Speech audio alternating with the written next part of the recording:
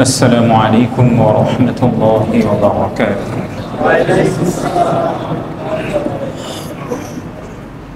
الحمد لله رب العالمين، والعاقبة للمتقين، والصلاة والسلام على سيد المرسلين وعلى آله وأصحابه أجمعين.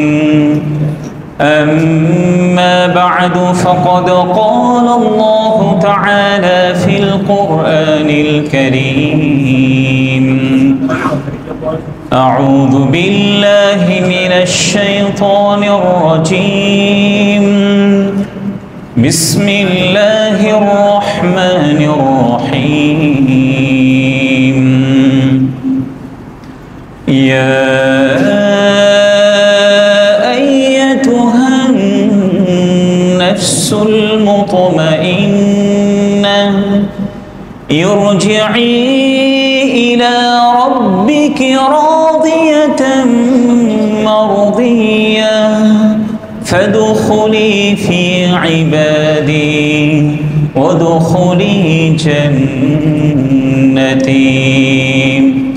وعن أبي هريرة رضي الله تعالى عنه قال: قال رسول الله صلى الله عليه وسلم: بادروا بالأعمال فتنا كقطع الليل المظلم، يصبح الرجل مؤمنا ويمسي كافرا، أو يمسي مؤمنا ويصبح كافرا، يبيع دينه بعرض من الدنيا، أو كما قال عليه الصلاة والسلام. وقال الله تعالى في شان حبيبه: إن الله وملائكته يصلون على النبي، يا أيها الذين آمنوا صلوا عليه وسلموا تسليما. اللهم صل على محمد وعلى آل محمد، كما صليت على إبراهيم وعلى آل إبراهيم إنك حميد مجيد. اللهم بارك على محمد وعلى آل محمد، كما باركت على إبراهيم وعلى آل إبراهيم إنك حميد مجيد। আলহামদুলিল্লাহ, শুরুতেই সে মহান আল্লাহ তাআলার কৃতজ্ঞতা জ্ঞাপন করছি, শুকরিয়া প্রকাশ করছি যে মহান আল্লাহ তাআলা আমাদেরকে সপ্তাহের শ্রেষ্ঠতম দিনে আগে আগে মসজিদে এসে ইবাদতে লিপ্ত থাকার তৌফিক দিয়েছেন। এই জন্য আমরা মহান আল্লাহ তাআলার কৃতজ্ঞতা জ্ঞাপন করি, আলহামদুলিল্লাহ। দরুদ ও সালাম পেশ করছি আমাদের সকলের শ্রদ্ধাভাজন ব্যক্তিত্ব, সকল নবীদের সর্বশ্রেষ্ঠ নবী মুহাম্মদুর রাসূলুল্লাহ সাল্লাল্লাহু আলাইহি ওয়াসাল্লাম। আরও কৃতজ্ঞতা জ্ঞাপন করছি আপনাদের সকলের, যারা অনেক কষ্ট করে আমাদের মসজিদের সম্মুখে যে রাস্তাটি আছে এটার কাজ চলমান, অনেক বৃদ্ধদের জন্য আসাটা অনেক কঠিন, এরপরও কষ্ট করে এসেছেন। আমরা আল্লাহ তাআলার কাছে দোয়া করছি আল্লাহ রাব্বুল আলামিন যেন আপনাদের নেক আমলগুলোকে কবুল করে নেন। পরম শ্রদ্ধাভাজন মুরব্বীবৃন্দ এবং প্রিয় যুবক ভাইয়েরা, শুরুতেই আমি সূরাতুল ফাজরের 28, 29 এবং 30 নম্বর আয়াত তিলাওয়াত করেছি। রাসূলুল্লাহ সাল্লাল্লাহু আলাইহি ওয়াসাল্লামের অসংখ্য হাদিসগুলোর মধ্য থেকে সহিহ মুসলিমের 213 নম্বর হাদিস পাঠ করেছে। আল্লাহ রাব্বুল আলামিন আমাদেরকে সৃষ্টি করার পরে আমাদের উপরে তার যে সবচেয়ে বড় নিয়ামত হচ্ছে, সেই নিয়ামতটি হচ্ছে ঈমানের মতো একটা মহা নিয়ামত। এর উপরে আর কোনো নিয়ামত আমাদের জন্য আল্লাহ তাআলার পক্ষ থেকে হতে পারে না। যে নিয়ামতটি আল্লাহ তাআলা আমাদেরকে দিয়েছেন, আল্লাহ রাব্বুল আলামিন যে ঈমানের মতো মহা নিয়ামত আমাদেরকে দিয়েছেন, আমাদের থেকে ঈমানটাকে বিনষ্ট করার জন্য এবং আমাদেরকে মুসলিম থেকে অমুসলিম করার জন্য প্রতিনিয়ত শয়তান কিন্তু চক্রান্ত করছে। হাদিসের মধ্যে উল্লেখ করা হয়েছে, প্রিয় নবীজি সাল্লাল্লাহু আলাইহি ওয়াসাল্লাম বলেছেন, একজন মানুষের যে শিরা উপশিরাগুলি আছে, রক্ত আছে, এই শিরা উপশিরা এবং রক্তের মধ্যে শয়তান চলাচল করে। সূক্ষ্ম থেকে সূক্ষ্ম ষড়যন্ত্র করে আমাদের ঈমানগুলিকে ধ্বংস করার জন্য প্রতিনিয়ত কিন্তু শয়তান চেষ্টা করে যাচ্ছে। একজন মানুষের সাথে শয়তান সবসময় লেগেই আছে। শয়তান আমাদের ঈমানটাকে ধ্বংস করার জন্য সে কেন চেষ্টায় লিপ্ত আছে, এই বিষয়টিও আমরা জানি। যে বিষয়টি আল্লাহ তাআলা কোরআনুল কারীমের বিভিন্ন জায়গার মধ্যে আল্লাহ তাআলা উল্লেখ করেছেন।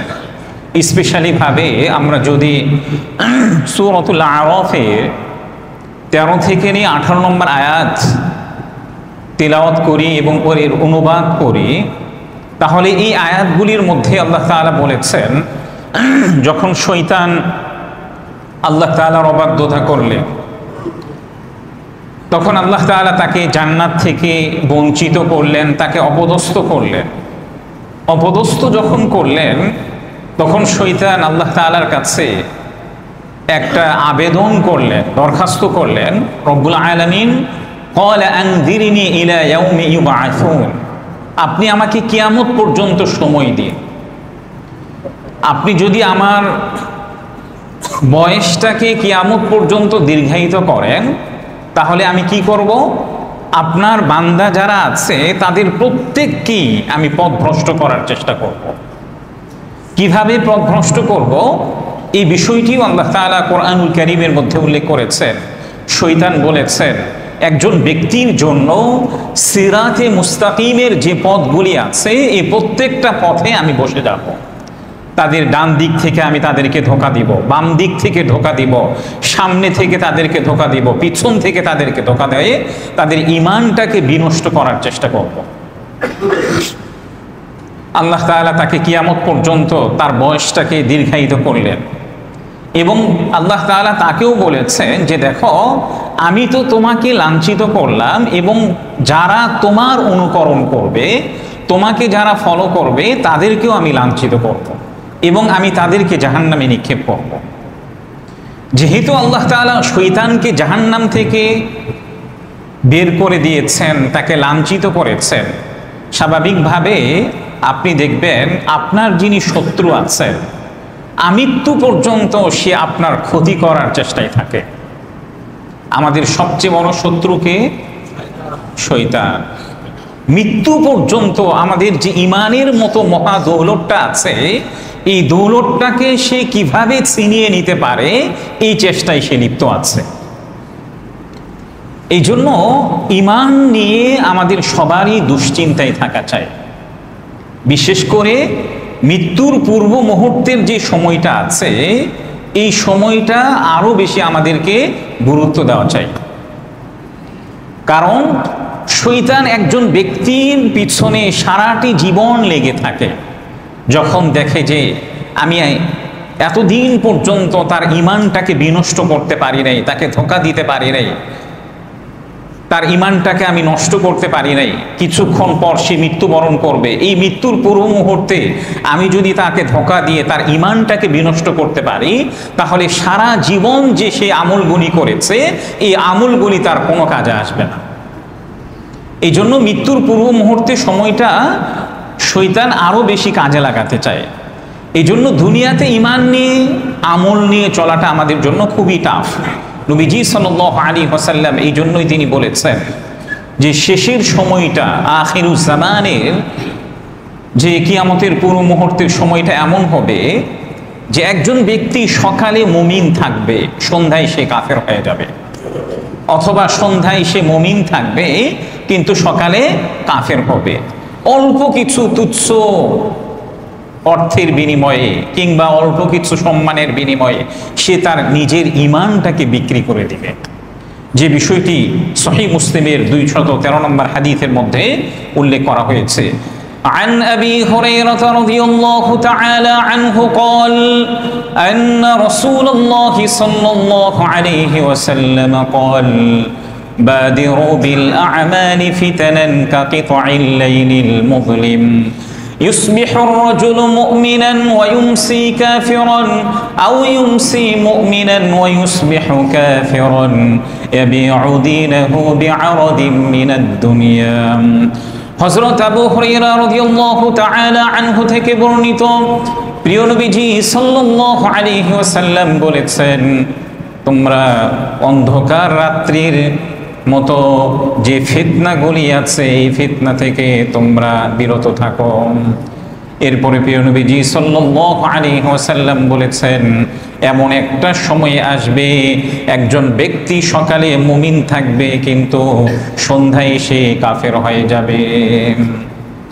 প্রিয় নবীজি সাল্লাল্লাহু আলাইহি ওয়াসাল্লাম আমাদের জন্য আশঙ্কা করেছেন যে এমন একটা সময় আসবে যে একজন ব্যক্তি সকালে তো ভালো থাকবে, সে ঈমানের সাথে আছে, আমলের সাথে আছে, কিন্তু সন্ধ্যায় সে আল্লাহ এবং তার রাসূলকে ভুলে যাবে। আমাদের সমাজের মধ্যে এমন বাস্তবায়িত হচ্ছে না? একজন ব্যক্তি সে খুব ভালো, কিছুদিন পরে দেখা যাচ্ছে সে ঈমান আমল সবকিছু ছেড়ে দিয়েছে, কিংবা সকালে সে ভালো ব্যক্তিদের সঙ্গে চলাফেরা করেছে, ঈমান আমল নিয়ে সে চলাফেরা করেছে, কিন্তু সন্ধ্যায় দেখা যাচ্ছে যারা কাফের আছে, অমুসলিম আছে, নাস্তিক যারা আছে, ইসলাম বিদ্বেষী যারা আছে, তাদের সঙ্গে সে ঘোরাফেরা করছে। নবীজি এমনটাই আশঙ্কা করেছেন। এই জন্য একটা ভয়াবহ অবস্থা আমাদের সাথে আছে। এই জন্য ঈমান আমল নিয়ে আমরা কবরে যেতে পারবো কিনা, ঈমান এবং আমল নিয়ে আমরা কবরে যেতে পারবো কিনা, এই আশঙ্কাটা আমাদের মধ্যে সবসময় থাকা দরকার। শয়তান তো প্রতিনিয়ত আমাদেরকে ঈমান হারা করার জন্য চেষ্টা করছে। এই জন্য মৃত্যুর সময়টা এটাকে আমাদেরকে খুবই গুরুত্ব দিতে হবে। যেহেতু শয়তান আল্লাহ তাআলার সাথে একটা কমিটমেন্ট করেছেন যে আমি আপনার সকল বান্দাদেরকে পথভ্রষ্ট করব। শয়তান এও বলেছেন যে রব্বুল আলামিন আপনি একটা সময় দেখবেন যে ম্যাক্সিমাম মানুষই আপনার অকৃতজ্ঞ হয়ে পড়েছে, ম্যাক্সিমাম মানুষই কি হয়ে পড়েছে, আপনার অকৃতজ্ঞ হয়ে পড়েছে। এই জন্য মৃত্যুর পূর্ব মুহূর্তেও এটা আমাদের জন্য খুবই গুরুত্বপূর্ণ একটি সময়। বিশেষ করে দেখুন, অনেক বর্ণনা এসেছে মৃত্যুর পূর্ব মুহূর্তে সময়টা শয়তান মানুষদেরকে এমনভাবে ধোঁকা দেওয়ার চেষ্টা করে একজন ব্যক্তি বুঝতেই পারে না যে এটা ভালো নাকি এটা খারাপ। আরেকটা বর্ণনা এসেছে মৃত্যুর পূর্ব মুহূর্তে শয়তান একজন ব্যক্তির, ওই মৃত ব্যক্তির মা বাবার আকৃতি ধারণ করে তার সম্মুখে আসে, এসে ওই ব্যক্তিকে বলে যে দেখো তুমি ইসলাম ধর্ম পরিত্যাগ করো, হয় ইহুদি ধর্ম গ্রহণ করো অথবা খ্রিস্টান ধর্ম গ্রহণ করো, কারণ এতেই তোমার প্রকৃত শান্তি আছে। একজন ব্যক্তি যদি দেখে আরে আমার মা বাবা এমন কথা বলছেন, স্বাভাবিকভাবে তার উপরে যদি আল্লাহ তাআলার রহমত না থাকে সে মৃত্যুর পূর্ব মুহূর্তে ঈমান হারা হয় মৃত্যুবরণ করবে।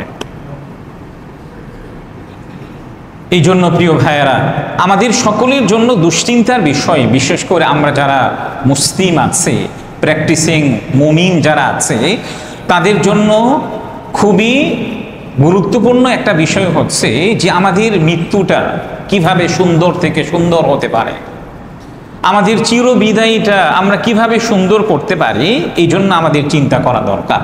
আজকে আমি আপনাদের সম্মুখে আলোচনা করব যে শেষ পরিণামটা আমাদের কিভাবে সুন্দর হবে, কোরআন এবং সুন্নাহতে কি এসেছে এই বিষয়ে আমি আপনাদের সম্মুখে সংক্ষিপ্ত কয়েকটি বিষয় আলোচনা করব। আমাদের শেষ পরিণামটা সুন্দর হওয়ার অন্যতম একটা আমল হচ্ছে কোরআনুল কারীমের সাথে অ্যাটাচমেন্ট।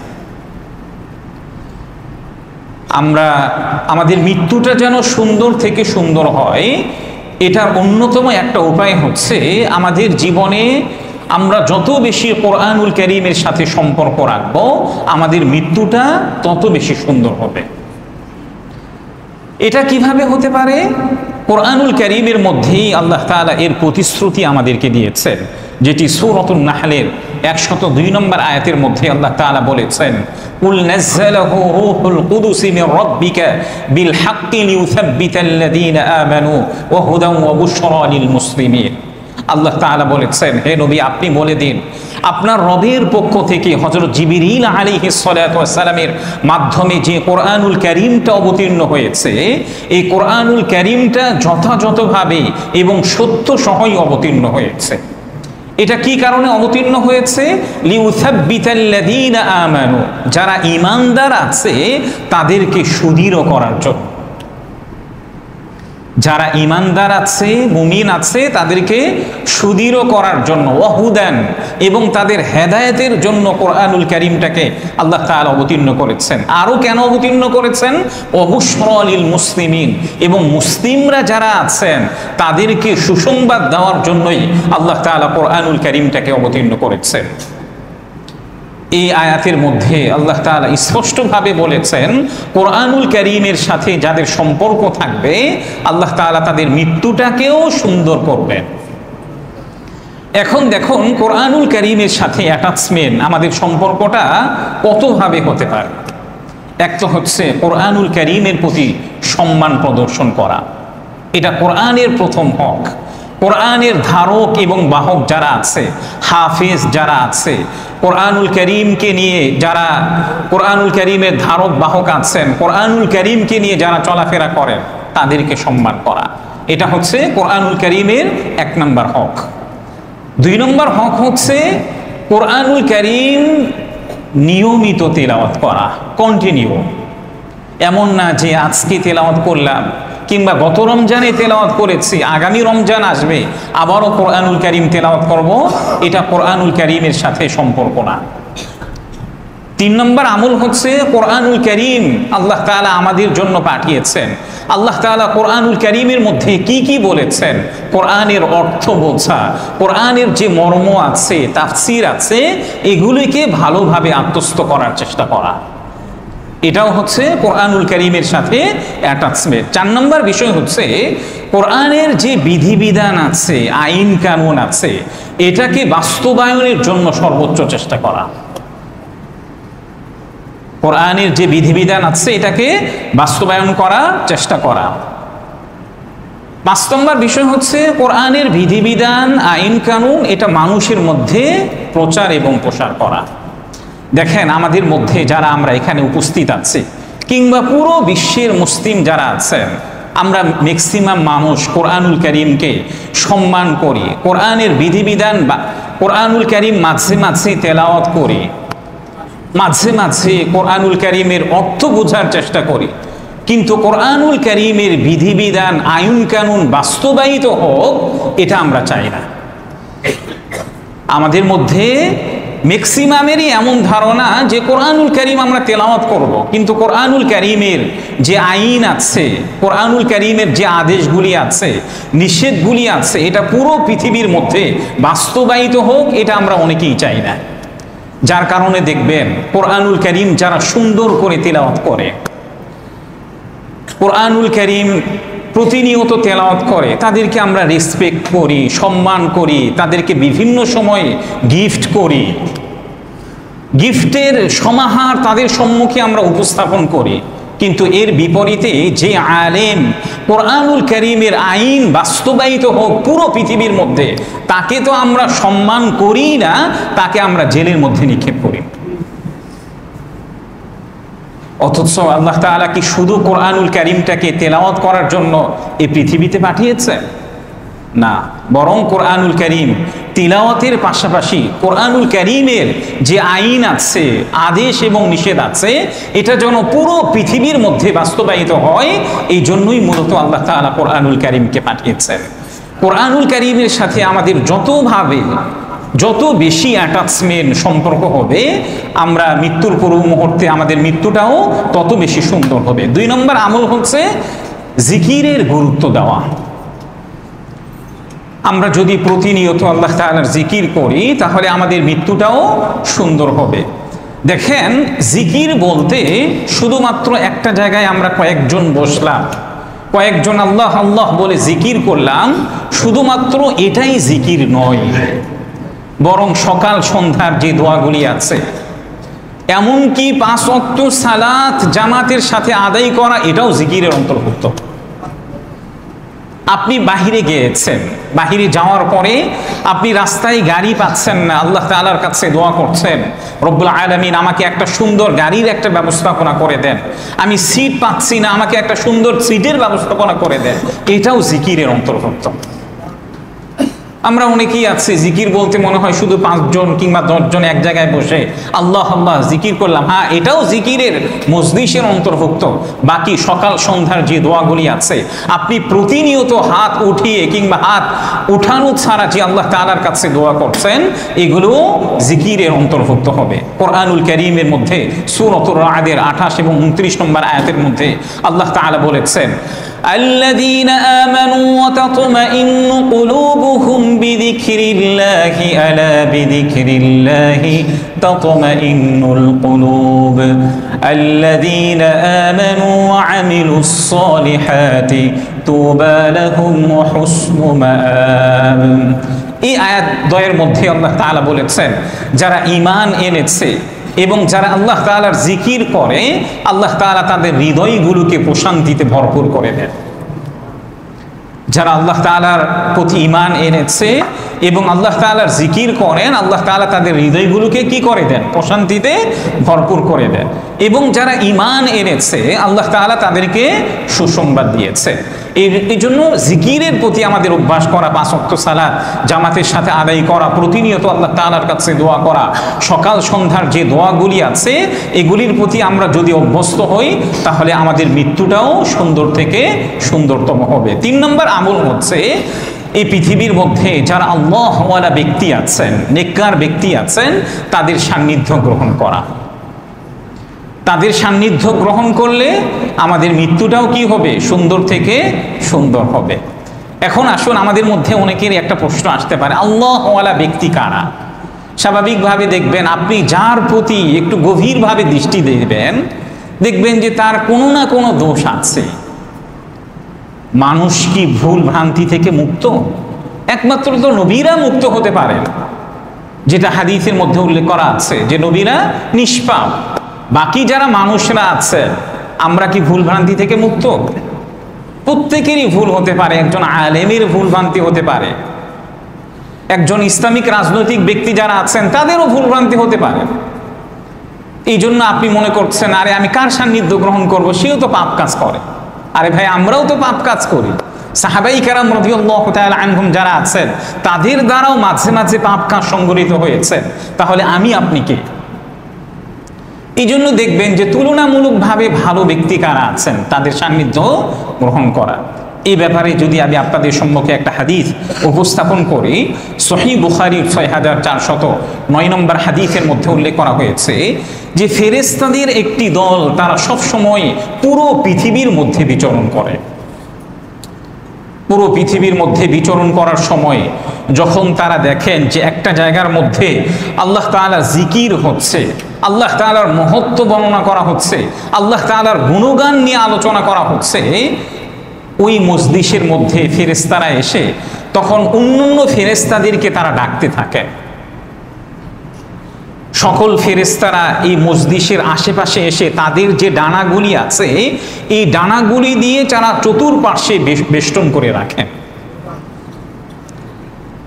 এরপরে আল্লাহ তাআলা ওই ফেরেশতাদেরকে জিজ্ঞাসা করেন, কি ব্যাপার, তোমরা এমন কি দেখলা? তখন ওই ফেরেশতারা আল্লাহ রব্বুল আলামিনকে বলবেন, রব্বুল আলামিন, আমরা এমন একটা মজলিসে উপস্থিত হয়েছি যে মজলিসের মধ্যে আপনার জিকির করা হচ্ছে, আপনার প্রশংসা বর্ণনা করা হচ্ছে, আপনার মহত্ব বর্ণনা করা হচ্ছে। তখন ওই ব্যক্তিরা ফেরেশতাদেরকে আল্লাহ রাব্বুল আলামিন জিজ্ঞাসা করবেন, তারা কি আমাকে দেখেছে? ফেরেশতারা বলবেন, রব্বুল আলামিন, যারা এই মজলিসের মধ্যে আছেন তারা তো কেউই আপনাকে দেখে নাই। আল্লাহ রাব্বুল আলামিন আবারও ফেরেশতাদেরকে বলবেন, যদি তারা আমাকে দেখতো তাহলে তাদের আচরণটা কেমন হতো? ফেরেশতারা বলবেন, রব্বুল আলামিন, যদি তারা আপনাকে দেখতো তাহলে তারা আরো বেশি আপনার তাসবিহ বর্ণনা করত, আরো বেশি আপনার প্রশংসা করত এবং প্রতিনিয়ত আপনার গুণাগুণ বেশি বর্ণনা করত। আল্লাহ রাব্বুল আলামিন ফেরেশতাদেরকে জিজ্ঞাসা করবেন, হে আমার ফেরেশতারা, তারা মূলত কি চায়? ফেরেশতারা বলবেন, রব্বুল আলামিন, তারা জান্নাত চায়। আল্লাহ তাআলা আবারও জিজ্ঞাসা করবেন, তারা কি জান্নাত দেখেছে? যদি জান্নাত দেখতো তাহলে তাদের অবস্থাটা কেমন হতো? ফেরেশতারা বলবেন, রব্বুল আলামিন, যদি তারা জান্নাত দেখতো তাহলে জান্নাত পাওয়ার জন্য তারা আরো বেশি চেষ্টা করত। আল্লাহ রাব্বুল আলামিন আবারও ফেরেশতাদেরকে বলবেন, তারা কোন জিনিস থেকে মুক্তি চায়? ফেরেশতারা বলবেন, রব্বুল আলামিন, তারা জাহান্নাম থেকে মুক্তি চায়। আল্লাহ বলবেন, তারা কি জাহান্নাম দেখেছে? ফেরেশতারা বলবেন, রব্বুল আলামিন, না। আল্লাহ তাআলা আবারও জিজ্ঞাসা করবেন, যদি তারা জাহান্নাম দেখতো তাহলে তাদের আচরণটা কেমন হতো? ফেরেশতারা বলবেন, রব্বুল আলামিন, যদি তারা জাহান্নামকে দেখতো তাহলে জাহান্নাম থেকে বাঁচার জন্য তারা আরো বেশি চেষ্টা করত, সব ধরনের গুনাহ থেকে বিরত থাকার চেষ্টা করত। তখন আল্লাহ রাব্বুল আলামিন বলবেন, হে আমার ফেরেশতারা, তোমরা সাক্ষী থাকো, আমি তাদের সকলকে মাফ করে দিলাম। তখন ফেরেশতারা বলবেন, রব্বুল আলামিন, তাদের মধ্য থেকে কতিপয় এমন ব্যক্তি আছেন যারা কোনো প্রয়োজনে এসেছে, আপনার প্রশংসা করার জন্য এখানে উপস্থিত হয় নাই। তখন আল্লাহ রাব্বুল আলামিন বলবেন, এখানে এমন কতিপয় নেককার ব্যক্তি আছেন, আল্লাহওয়ালা ব্যক্তিত্বগণ আছেন, যাদের মজলিসটা এমন একটি মজলিস, যে মজলিসেই যে কোনো ব্যক্তি বসুক না কেন, এই মজলিসের যে ফজিলত আছে, রহমত আছে, বরকত আছে, এই রহমত বরকত থেকে কেউই বঞ্চিত হয় না। এই জন্য প্রিয় ভাইয়েরা, আল্লাহওয়ালা ব্যক্তি যারা আছেন তাদের সান্নিধ্য গ্রহণ করা, এই বিষয়টি সহিহ বুখারীর 6409 নম্বরের মধ্যে উল্লেখ করা হয়েছে। নবীজি সাল্লাল্লাহু আলাইহি ওয়াসাল্লামের আরেকটি হাদিস আছে, যেটি সুনান তিরমিজির 3491 নম্বরের মধ্যে উল্লেখ করা হয়েছে। নবীজি নিজে দোয়া করতেন, রব্বুল আলামিন, আল্লাহুম্মা রযুকনি হুব্বাক, হে আল্লাহ, আমি আপনার ভালোবাসা চাই এবং যারা আপনাকে ভালোবাসে তাদের ভালোবাসাও আমি চাই। আমি আপনার ভালোবাসা তো অবশ্যই চাই এবং যারা আপনাকে ভালোবাসে তাদের ভালোবাসাও আমি চাই। আপনি চিন্তা করেন তো, এই হাদিসের মধ্যে নবীজি ছোট্ট কয়েকটি শব্দের মধ্যে কত চমৎকার ব্যাখ্যা তিনি ফুটিয়ে তুলেছেন। নবীজি বলেছেন, হে আল্লাহ, আমি আপনার ভালোবাসা চাই এবং আপনাকে যারা ভালোবাসে তাদের ভালোবাসাও আমি চাই। এখান থেকে আমাদের জন্য শিক্ষণীয় বিষয় হচ্ছে, আল্লাহ তাআলার কাছে আমাদেরও দোয়া করা, আল্লাহ, আমি আপনার ভালোবাসা চাই এবং পৃথিবীতে যারা নেককার ব্যক্তি আছেন, আল্লাহওয়ালা ব্যক্তিরা যারা আছেন, তাদের ভালোবাসাও আমি চাই। এই জন্য আমাদের চেষ্টা করা দরকার, পৃথিবীর মধ্যে যারা নেককার ব্যক্তি আছেন, আল্লাহওয়ালা ব্যক্তি আছেন, তাদের সাথে সম্পর্ক রাখা। তাদের সাথে সম্পর্ক রাখলে তারা তো আপনাকে ভালোবাসবে, যে বিষয়টি নবীজি আমাদেরকে শিখিয়েছেন। 4 নম্বর বিষয় হচ্ছে নিয়মিত দোয়া করা। নবীজি সাল্লাল্লাহু আলাইহি ওয়াসাল্লাম শুধু নয়, বরং পৃথিবীর মধ্যে যত নবী রাসূলরা আছেন তাদের মৃত্যুটা যেন সুন্দর থেকে সুন্দর হয়, তাদের শেষ পরিণামটা যেন সুন্দর থেকে সুন্দর হয়, সকল নবী রাসূলরা এই দোয়াটি করেছেন। নবীজি নিজেও দোয়া করেছেন, যেটি সুনান তিরমিজির 2140 নম্বরের মধ্যে উল্লেখ করা হয়েছে। ক্বালা রাসূলুল্লাহ সাল্লাল্লাহু আলাইহি ওয়াসাল্লাম, ইয়া মুকাল্লিবাল কুলুবি সাব্বিত কলবি আলা দীনিক। হাদিসের মধ্যে উল্লেখ করা হয়েছে, প্রিয় নবীজি সাল্লাল্লাহু আলাইহি ওয়াসাল্লাম তিনি মাঝে মাঝে এই দোয়াটি করতেন, রব্বুল আলামিন, হে অন্তর সমূহের পরিবর্তনকারী, আমার অন্তরকে তোমার দ্বীনের উপরে প্রতিষ্ঠিত রাখুন। নবীজির মতো একজন ব্যক্তি তিনি আল্লাহ তাআলার কাছে দোয়া করছেন, রব্বুল আলামিন, হে অন্তর সমূহের পরিবর্তনকারী, আমার অন্তরকে আপনার দ্বীনের উপরে সুদৃঢ় রাখুন, প্রতিষ্ঠিত রাখুন। এখান থেকেও আমাদের শিক্ষণীয় বিষয় হচ্ছে মাঝে মাঝে আল্লাহ তাআলার কাছে দোয়া করা, আল্লাহ আমৃত্যু পর্যন্ত আমাদেরকে আপনার দ্বীনের উপরে অবিচল রাখুন। নবীজির আরো দোয়া বর্ণিত আছে, আল্লাহুম্মা আহসিন আকিবাতানা ফিল উমুরি কুল্লিহা ওয়া আজিরনা মিন খিদিদ দুনিয়া ওয়া আযাবিল আখিরা। হে আল্লাহ, দুনিয়াতে যত ধরনের অশান্তিকর বিষয় আছে এগুলি থেকে আমাদেরকে মুক্তি দান করেন, এবং দুনিয়ার যত লাঞ্ছনা আছে এগুলি থেকে আমাদেরকে মুক্তি দান করেন, এবং আখিরাতের যে শাস্তি আছে এগুলি থেকে আমাদেরকে মুক্তি দান করেন, যেটি আল মুআজামুল কাবীর তাবরানীর 1183 নম্বর হাদিসের মধ্যে উল্লেখ করা হয়েছে। 5 নম্বর বিষয় হচ্ছে, আমাদের মৃত্যুটা যদি সত্যিকার অর্থে আমরা সুন্দর থেকে সুন্দর করার চেষ্টা করি, তাহলে আমাদের জন্য করণীয় হচ্ছে দ্বীনকে সহযোগিতা করা, আল্লাহকে সহযোগিতা করা। এ ব্যাপারে সূরা মুহাম্মাদের 7 নম্বর আয়াতের মধ্যে আল্লাহ তাআলা বলেছেন, ইয়া আইয়ুহাল্লাযীনা আমানু ইন তানসুরুল্লাহা ইয়ানসুরকুম ওয়া ইউসাব্বিত আকদামাকুম। আল্লাহ তাআলা বলেছেন, হে বিশ্বাসীগণ, হে ঈমানদারগণ, যদি তোমরা আল্লাহকে সাহায্য করো তাহলে আল্লাহ তাআলা তোমাদেরকে সাহায্য করবেন। যদি তোমরা আল্লাহকে সাহায্য করো তাহলে আল্লাহ তাআলা তোমাদেরকে কি করবেন? সাহায্য করবেন, এবং তোমাদের পাগুলোকে সুদৃঢ় রাখবেন। এই আয়াতের মধ্যে আল্লাহ তাআলা বলেছেন, যদি তোমরা আল্লাহকে সহযোগিতা করো, আল্লাহকে যদি হেল্প করো, তাহলে আল্লাহ তাআলা তোমাদেরকে হেল্প করবেন। এখন আল্লাহ তাআলাকে আমরা কিভাবে সহযোগিতা করব?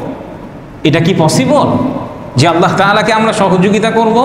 এর অর্থ তাফসীরে কুরতুবী এবং তাফসীরে ইবনে কাসীরের মধ্যে উল্লেখ করা হয়েছে, আল্লাহ তাআলাকে সহযোগিতা করার অর্থ হচ্ছে আল্লাহ তাআলার দ্বীনকে পৃথিবীর মধ্যে বাস্তবায়ন করার চেষ্টা করা, একামতে দ্বীনের জন্য আমাদের চেষ্টা করা। এর আরো অর্থ আছে, সেটা হচ্ছে দ্বীনকে প্রতিষ্ঠা করার জন্য যত ধরনের কাজ আছে প্রাথমিক অবস্থায়, ইসলামের যে প্রচার আছে, প্রসার আছে, এগুলি বাস্তবায়নের জন্য চেষ্টা করা, নিজে প্রচার করা, অন্যের মাধ্যমে প্রচার করানো, জিহাদ করা, এটাও আল্লাহ তাআলাকে সহযোগিতা করার মাধ্যম। 3 নম্বর হচ্ছে পৃথিবীর মধ্যে যে সকল মসজিদ আছে, মাদ্রাসা আছে, এগুলোকে আরো ভালোভাবে প্রতিষ্ঠা করার চেষ্টা করা। 4 নম্বর ব্যাখ্যা হচ্ছে দ্বীনি আন্দোলনে যুক্ত হওয়া। এগুলি সবগুলি বিষয় হচ্ছে আল্লাহ তাআলাকে সাহায্য করার উত্তম উপায়। আমি যদি আল্লাহকে সহযোগিতা করি, দ্বীনের জন্য কাজ করি, ইসলামটা পৃথিবীর মধ্যে প্রতিষ্ঠিত হোক, আমরা প্রতিনিয়ত অনেক কাজ করি, কিন্তু ইসলামটা মানুষের কর্ণকুহরে পৌঁছে যাক, ইসলামের শান্তিগুলি, ইসলামের সৌন্দর্যগুলি মানুষের কর্ণকুহরে পৌঁছে যাক, এর জন্য কি আমরা কি প্রতিনিয়ত চেষ্টা করি? দেখা যাবে যে প্রতিনিয়ত চেষ্টা করি না। এই জন্য ভাই আসুন, আমরা যদি সত্যিকার অর্থেই আমাদের মৃত্যুটা সুন্দর থেকে সুন্দর হতে চায়, আমাদের মৃত্যুটা যেন সুন্দর হয়, তাহলে কোরআন এবং হাদিসের মধ্যে যে বিষয়গুলি আছে এর মধ্য থেকে 1 নম্বর বিষয় হচ্ছে কোরআনুল কারীমের সাথে অ্যাটাচমেন্ট। কোরআনের সাথে যত বেশি সম্পর্ক আমাদের বেশি হবে, তত আমাদের মৃত্যুটা সুন্দর হবে। 2 নম্বর হচ্ছে জিকিরের গুরুত্ব দেওয়া। 3 নম্বর হচ্ছে আল্লাহওয়ালা ব্যক্তি যারা আছেন তাদের সান্নিধ্য গ্রহণ করা। 4 নম্বর হচ্ছে নিয়মিত দোয়া করা। 5 নম্বর হচ্ছে দ্বীনকে সহযোগিতা করা। আল্লাহ রাব্বুল আলামিন আমাদের সবাইকে, আমরা যারা এখানে উপস্থিত আছি কিংবা আমাদের বন্ধুরা যারা যেখানে আছেন, আমাদের মৃত্যুটা যেন আল্লাহ তাআলা সুন্দর থেকে সুন্দর করার মাধ্যম তৈরি করে দেন, এবং নবী রাসূলরা যেভাবে মৃত্যুবরণ করেছেন, সাহাবায়ে কেরাম রাদিয়াল্লাহু তাআলা আনহুম যেভাবে মৃত্যুবরণ করেছেন, আমাদেরকেও সেভাবে মৃত্যুবরণ করার তৌফিক দান করেন।